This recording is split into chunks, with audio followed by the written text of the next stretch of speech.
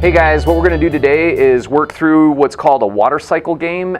It's pretty fun, pretty interactive, and let me show you how it works. So the first thing is you want to set up your stations. This is a modification of a activity that has been out there for a really long time, and it consists of 9 different stations, including one such as the glacier. Each station should be clearly marked.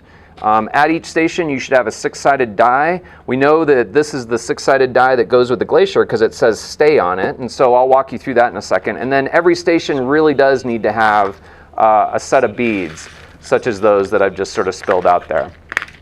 These beads now are going to represent glacier water. Okay, and I'll walk you through. Let me show you, we've just got a couple other examples of stations, so this one might be an animal. Think of a cow. Every day a cow eats about a pound of dirt.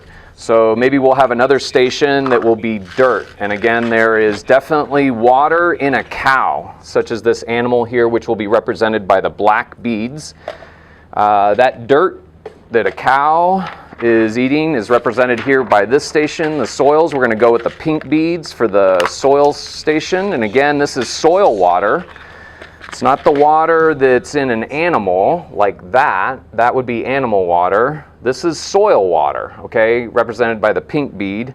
And then finally, it's sort of important here to be thinking about this station of the water cycle, clouds. And so again, the clouds gets its own 6-sided die, and we're going to represent the clouds with white beads, just like this.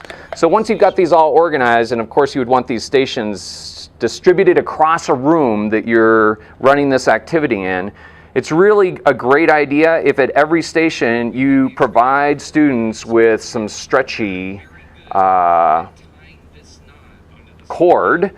And what you're going to do is make a bracelet out of it. We've had the experience before that small kids are not very good at tying this knot onto the starting form of water that you're starting with. So the way the game unfolds is you take these stretchy cords, and here I've got 2 examples. Someone started on a blue, that would be glacial water right here, and they would start at that station and add a blue bead, for example, just as I'm doing right here. And then, after they've added that bead, they would roll this dice.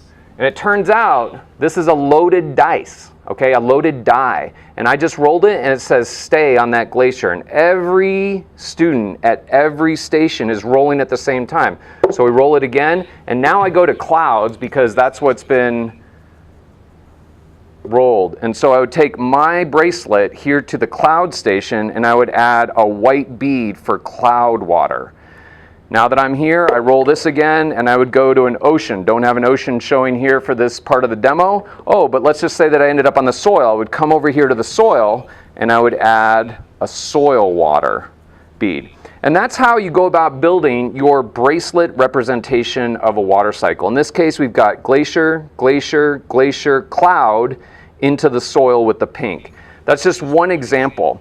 The really important part of this activity is for the students to understand that just because water can go from a glacier, solid form of water, to a more gaseous form of water that we associate with clouds, it doesn't disappear. This is not an invisible bead, it's an actual bead. And so just because you change the form of matter from glacier to cloud does not mean that you disappear, even though you have gone invisible by going from solid ice to gaseous water.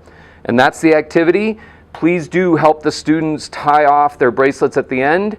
And then a very useful activity that we've done as well is have them all put these onto their wrist, tied onto their wrist, and then try to get a photo of all the different water cycles.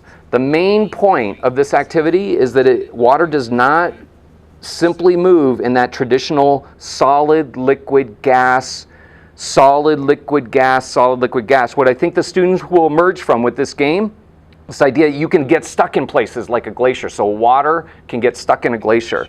But there can also be a lot of interaction. You could go from animal to soil, soil to animal, back and forth as you exchange that water between these 2 stations. And again, this is a modification of a very old activity that's been going on for about 20 years. Make these stations your own, but try to have the students understand A, the conservation of mass, and then B, that it's not this really clean circular cycle always, that you can get a lot of noise over after say 30 turns and visiting 30 different stations, 30 different rolls of these die.